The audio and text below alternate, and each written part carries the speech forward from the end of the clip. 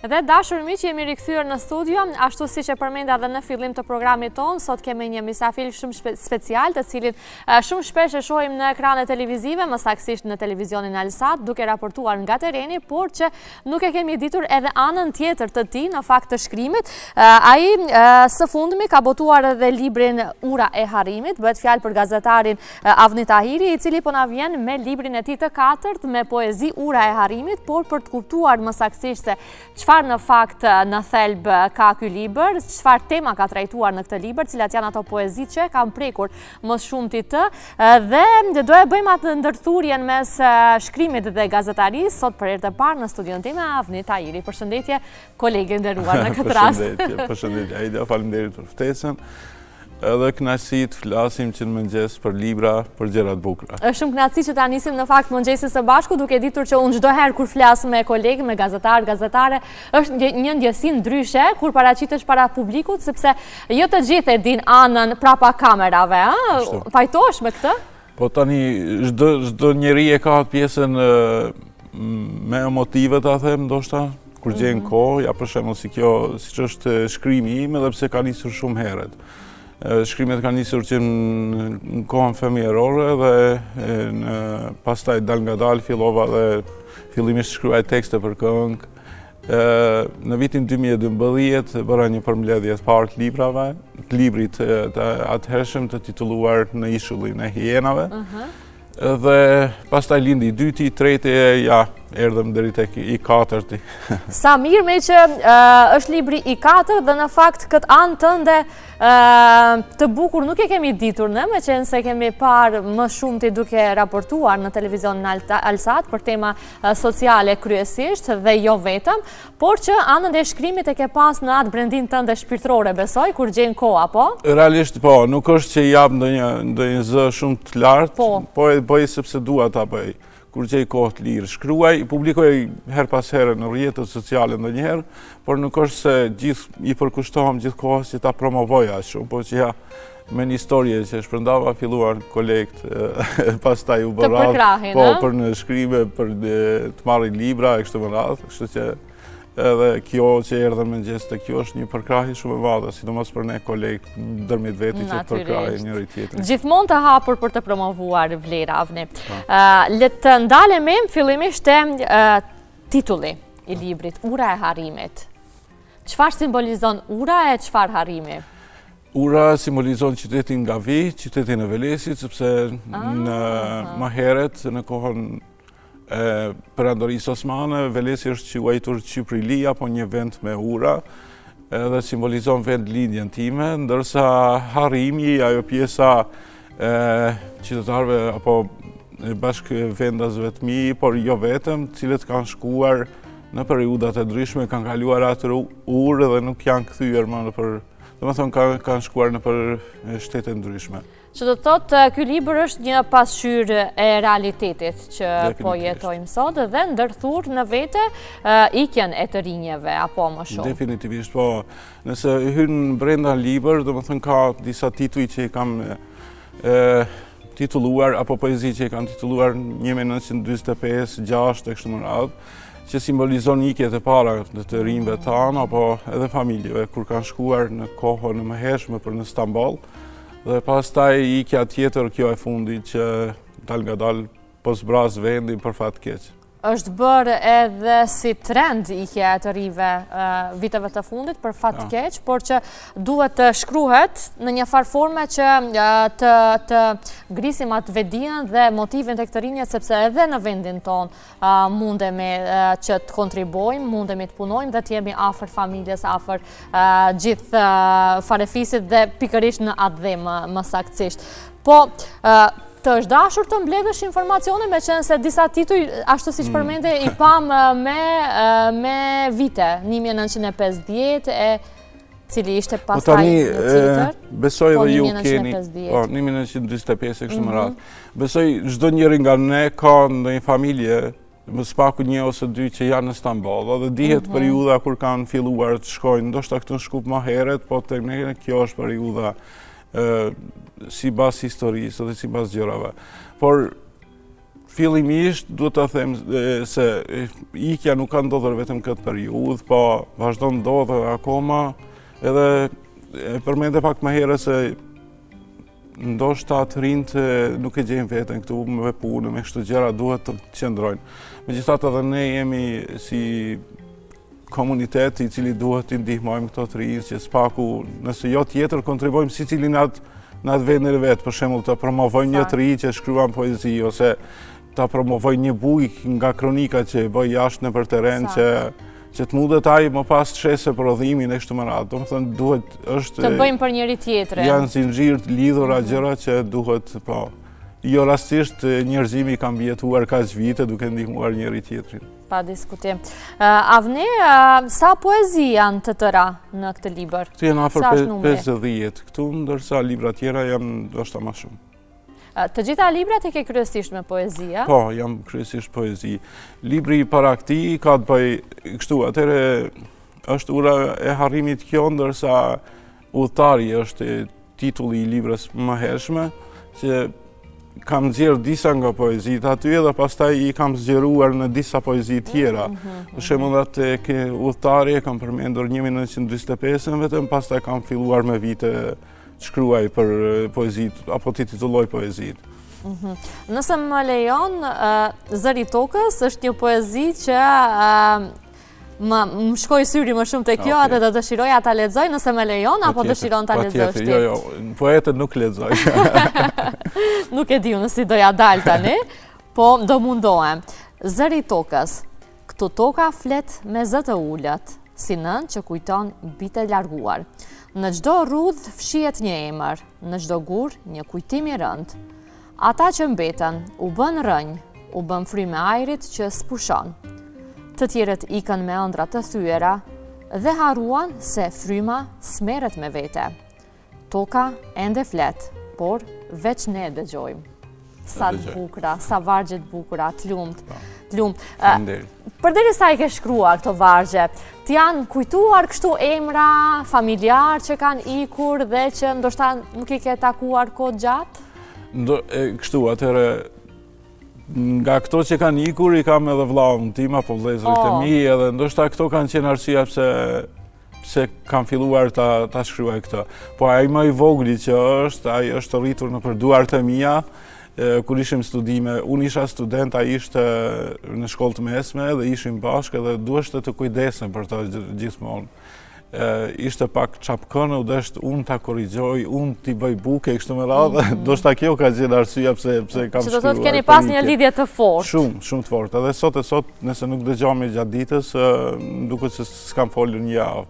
Megjithatë prapë mungon ai prezenca e tij. Pa dyshim.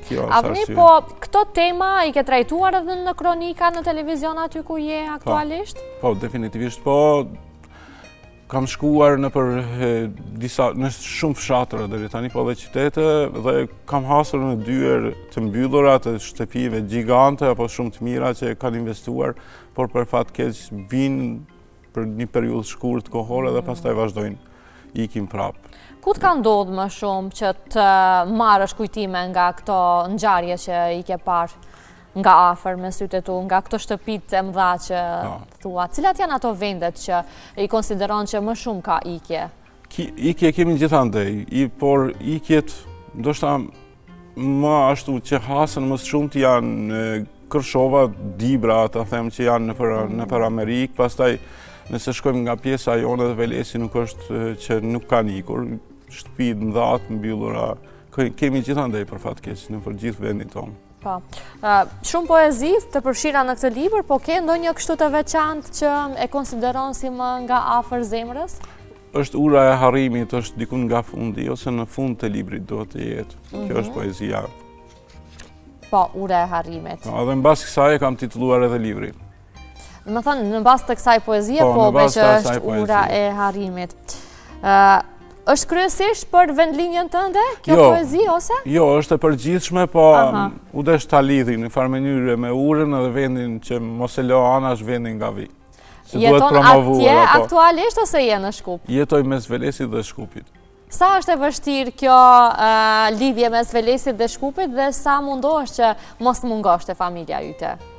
Po thuaj se e kam thënë disa herë në për intervista tjera se nëse i bëj 2 javë resht në Shkup, pa vikend apo pa fundjavë, nëse nuk shkojmë duket se kam punuar 2 javë resht i shpandal. Edhe kjo përvoj pastaj ndoshta ka qenë edhe më e mira për të frymzuar dhe për t'i shkruar këtë poezi, apo jo? Duke nisur çdo herë nga vetja. Mendoni se poezia arrin ta shprehë më fuqishëm këtë dhimbje tek ikja e të rinjeve se sa një kronik gazetareske, Avni? Definitivisht po, sepse kronikat janë zakonisht deri në maksimum 3 minuta. 2-3 minuta. Po, që mund të bësh të nxjerrësh diçka. Edhe pse aty stili jemi i shkruaris së kronikave është thuajse i ngjashëm me stilin e poezisë, sepse filloj të përshkruaj ngjarjen e kështu me radhë. Por nuk janë të mjaftueshme kronikat, duhet të hapi më shumë zë. Kështu që ja, gjeta mënyrë për dhënë më shumë zë ikjes.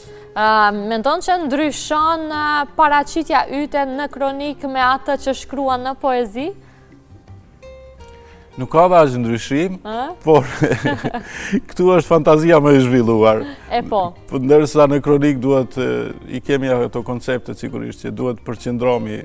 Ka limite. Po, limite. Definitivist limite dhe regula se si duhet. Ndërsa këtu universi është si të fluturosh me Artemis 2-shin. E bukur e thënë kjo. Po, promovim këti libri ke planifikuar t'i bësh ose jo? Jo.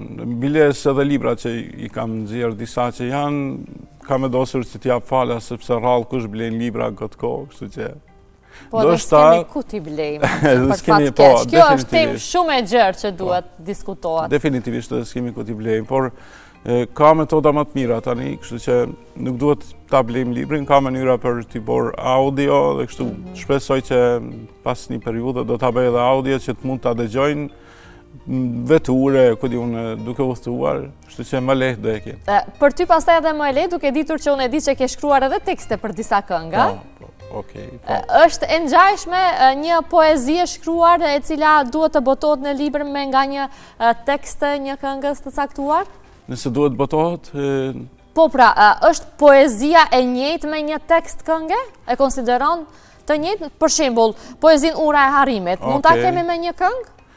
Nëse përshtatim mbas bitit, po, mbas muzikës, atëre po, por definitivisht dallon, sepse duhet përshtatish ritmin e kodjone, nuk mund ta shprehish gjitha që mund ta shprehish poezi. Kështu që poezia është më e lirë, më e zgjeruar. Mund shkruash më shumë shkronja. Edhe kënga pastaj ka një limit, ashtu si kronika. Po, sigurisht që po. E përmende që je aktive dhe në rrjetet sociale, shumë shpesh shohim duke shkruar vargje të ndryshme në rrjetet sociale. Sa të ka ndihmuar dhe sa gjem përkraje pastaj edhe te audienca në rrjetet sociale dhe sa në një formë tjetër të ka motivuar kjo pastaj për t'i përmbledhur dhe për t'i botuar në këtë libër, këto poezi? Për fat keq, kronikat e zeza, ngjarjet ditore politike, kështu me radhë nuk na lën shumë hapësirë, jo vetëm mua, po gjithë këtu që jetojmë, që të mund të shprehim një farë mënyre apo të zbulojmë anët e brendshme tonat. Po, dhe mundohem që sa më rrallë të nxjerrë ndonjë varg nga poezit, por nuk është ajo që jam i përkushtuar gjithkohës që të shpërndaj diçka nga libri. Po kam përkraje, definitivisht ashtë të më herën nga kolegë cilët më përkrahin spaku emotivisht, edhe kur marrë ndonjëri të lexoj librin tim ose librin e kujdo qoftë, është realisht një farë lloj përkraje. Po, por librat e tjerë, sepse ju poetët përveç që shkruani edhe lexoni shumë, unë e di këtë nga shumë të tjerë që i njoh, i kam pas në emision dhe kështu me radhë. Cilet janë poetët që ti zakonisht ke gjetë frymëzim dhe je munduar që jo t'i kopjosh në një farë forme, po të nxjerrësh diçka nga vetja jote sikur ata që kanë nxjerrë? Stili shkrimit është Sabri Godo, që shkrimtari që më pëlqen më shumëti, por më shumëti njëri ndër shkrimtarët, por edhe Ismail Kadare kam thënë në disa intervista tjera që është shkrimtari imi preferuar. Kam pas rastin të takoj kur ishte në TTOF, kam 2 autografe të tij në libra dhe definitivisht ajo është Ajo që më bëri ta dua më shumë ti Ismail Katerina është që në urën e harrimit desha ta thënë. Në Pallatin e Ëndrave, në librin e tij shkruan me një vend i përmend Çiprilin që kanë qenë një familje shumë ngritur e kështu me radhë dhe nga ajo kur dëgjova Çiprilin në një farë mënyrë flet për Vlesi, thash po realisht janë për familjen Çipriliu dhe kjo më bëri ta dua më shumë këtë shkrimtar. Edhe pastaj kur e takova edhe më thanë shkrimi apo autograf, thëm drejtën i ruaj si syt librat e tij. Përderisa i madhi Kadere ka përgjedhur që të shkruaj për këtë familje, pse jo ju nga vini vetëm edhe nga ky vend. Cili është momenti ku ju më shumë t'i gjeni frymëzime? Në mbrëmje pasi ta mbaroni ditën e ngjeshur me kronikat e shumta nga televizioni ose apo ndodh shumë shpesh edhe ndoshta përderisa udhtoni për në Veles apo ktheheni për në vendlindje gjeni ndonjë frymëzim, ndonjë vend të veçantë dhe e kujtoni me mall pastaj e shkruani? Po zakonisht ajo që më ndes dritën janë ngjarjet që po ndodhin. Për shembull nëse ndodh një ikje edhe bëhet buj, këtë unë përmendet, bëhet virale, ta them, edhe më inspiron që të shkruaj. Por udhëtimet, sigurisht, më herët kam udhëtuar shpesh me autobus, edhe Veles Shkup ose Anasjeltash, kam shkruar ca vargje, kështu më radhë. Do të thonë lind natyrshëm, nuk është se e kërkon. Por që kryesisht drejt për drejt më shumë lidhet çështje gazetarisë dhe kronikave që i bën vazhdimisht. Ka ndonjë poezi që i dedikohet ndonjë kronike që e ke bërë më herët? Ndonjë ngjarje? Drejt për drejt jo, por kështu ngjarjeve që më kanë inspiruar nëpërmjet kronikave, por definitivisht jo kështu direkt në ndonjë kronik. Ka sigurisht kronika që na inspirojnë çdo ditë me që jemi në teren edhe kemi kontakt me shumë njerëz edhe shumë halle ndryshme njerëzve. Ka definitivisht, por ndoshta ndonjë grimc nga aty lind dhe pastaj zhvillohet e kështu bëhet edhe poezi. Sakt. Avniun më shumë që kemi parë në teren, duke trajtuar tema ndryshme sociale. Por me ndonjë emision autoriale ke menduar veten Avni? Thëm drejtën është ndër pa realizuar, por shpresoj që të bëhet realitet edhe pse vitet shkojnë. Kam filluar edhe zvarta. E ke kohën tani më. Sa vite u bën Avni që je në televizion? Në televizion isha në Klan Maqedoni më herët, pastaj në Alsat, gati 6 vite në televizion, por më herët kam qenë edhe në radio, kam punuar si student 4 vite. Prej asaj kohë u shkëputa pak, po kam qenë aktiv me shkrime e kështu më. Është e vështirë të shkëputesh nga media. Është një virus që nuk të del shumë lehtë nga trupi. Ashtu, definitivt. Nëse do përzgjidhje mes gazetarisë dhe shkrimit, cilën edhe pse janë dy botra të kundërta, por që e kanë një lidhje të fortë dhe që ndihmojnë pastaj njëra me tjetrën, cilën do e përzgjidhje?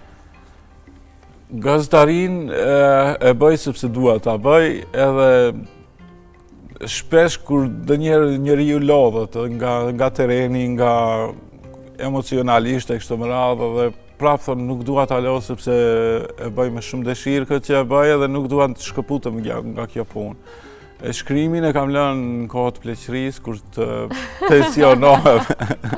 Kur do jesh më i lirë. Kur të pensionohem në shtëpisë të vogël në fshat edhe me pula, me pata. Edhe me një laps në dorë. Me laps në dorë edhe shkruaj poezi. Po, gazetaria është një mision, unë e quaj gjithmonë ashtu, dhe pasion që jo çdo kush mund ta bëj, por që edhe nuk konsiderohet si një punë profitabile, si shumë profesionet e tjera që janë. Por duhet ta duash për ta bërë, pajtohesh me këtë ti? Definitivist, po. Domethënë gazetaria mvaret e ka limitin si cili njeri deri ku arrin, por nëse shen në kush në gazetar të pasur, atër dihet se nuk është gazetar, po është PR i ndonjë partie, për fat keq. Po, e vërtet. Definitivisht. Avni, për gjithë ata që duan ta kenë këtë libër në duar, në fund ku mund ta gjejnë? Duke të kontaktuar ty ose? Po, mund të më shkruajnë lirisht, dua dërgoj, ose do lën një vend caktuar që të mund ta marrin, kështu që jam në falas, nuk është që i shes librat. Thash më herë nuk e dia blet do kush libra për fat keq, por edhe online u dërgoj, pse jo. Dhe për fund, do dëshiroje që ti të na lexosh Urën e Harrimit ose ta lexoj unë? Unë thashë më herët poetët mi të lexojnë mirë. Do doja që ta lexoj, me qenë se ke vendosur që edhe këtë titull ta mbash pastaj edhe në kopertinë dhe jam kurioztare të di. Kënaqësia ime ta lexoj. Shumë faleminderit. Ura s'ishte prej guri, ishte prej hapash të ndaluara në mes. Kaluan mbi të këmbë dhe s'u kthyen kurr. Dhe lumi poshtë mori emrat tan, si gjethe vjeshte pa adresë. Shtëpit mbeten me dritare hapur, si sy që presin një fytyrë të njohur. O gjaqet që s'nxorën më tym, veç frymën e ftohtë të mureve që mësuan të mos flasin. Në mes të urës, një kapuc fëmije ri ende si dëshmi.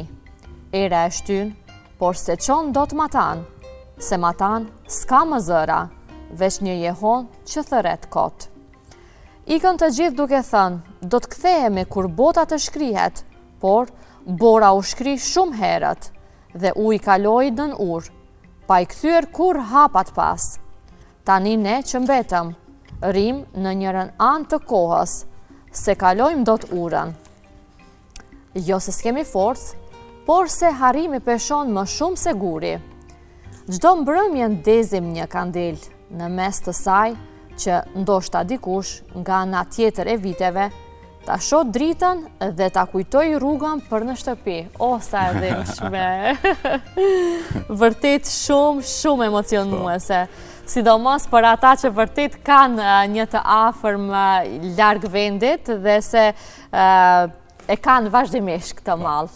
Edhe se e kanë harruar rrugën, kështu që nëse e kanë harruar rrugën të rikthehen në shtëpi edhe. Janë një mënyrë pastaj për t'ia kujtuar që duhet të kthehen. Dhe ta kalojnë urën e Harrimit. Avneu, unë të falenderoj jashtëzakonisht shumë që bëre pjesë e ritmit ditës, ishte shumë kënaqësi që ta nisim këtë mëngjes bashkë. Një mundësi e mirë për të njohur edhe nga afër, sepse jemi mësuar të shohim vazhdimisht në terren, ashtu siç e thash në fillim, por që këtë anë të bukur tënde nuk e pas kemi ditur. Kështu, ishte kënaqësi, mendoj se është hera e parë në televizionin kombëtar që të vi, edhe mbi gjitha, kur një njeri dëshiron që të bëj punën si duhet, edhe të promovohet, qoftë edhe këtu, apo në ndonjë televizion tjetër, atëherë suksesi del në pa, siç është edhe emisioni juaj. Shumë faleminderit, ishte shumë kënaqësi. Ishte kënaqësi ime. Shumë suksese.